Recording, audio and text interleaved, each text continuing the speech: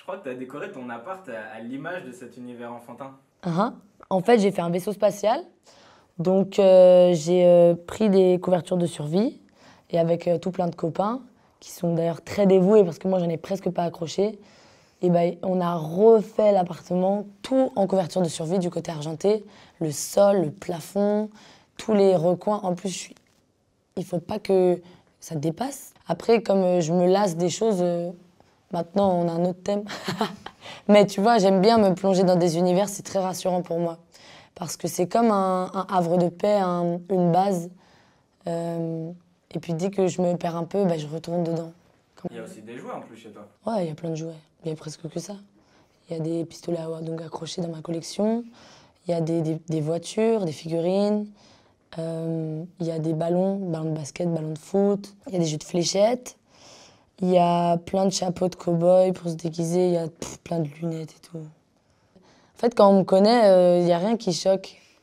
Donc les gens, ils viennent, ils disent «Ah, on est tellement bien, on se sent bien ici». Je dis «T'as vu, t'as vu?» J'ai dit «Tu pourrais faire pareil hein, si tu voulais».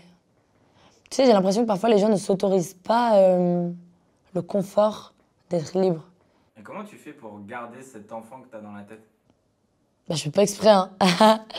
C'est quelqu'un qui existe, bah, c'est la moitié de moi en fait, qui est là et qui a des réactions, des actions, des réflexes enfantins. Mais je suis pas pour autant un enfant. Donc c'est quand même un paradoxe qu'il faut savoir gérer. Et d'ailleurs, ça va. Mais c'est à prendre en compte, tu vois. Les gens qui travaillent autour de moi, ils comprennent et ils respectent ça. Heureusement, parce que sinon on ne pourrait pas travailler ensemble. Et c'est aussi là. Alors parfois, ça m'a valu les gens, ils se vexent, ou alors, alors que c'est pas du tout intentionnel. Mais tu vois, comme un enfant, je vais avoir une réaction automatique, comme un petit sauvage, tu vois. Je vais être comme un petit sauvageon, comme si je sortais de la jungle. J'ai quand même l'impression que quand les gens sentent que les intentions sont pas mauvaises, tout passe en fait. Toi, tu te trouves responsable? Ouais, je pense que sur certains points, je suis responsable. Si tu entends responsable, par exemple, les papiers, les impôts, non, c'est pas moi qui m'en occupe. En ces termes-là, je suis pas responsable. J'ai pas la partie.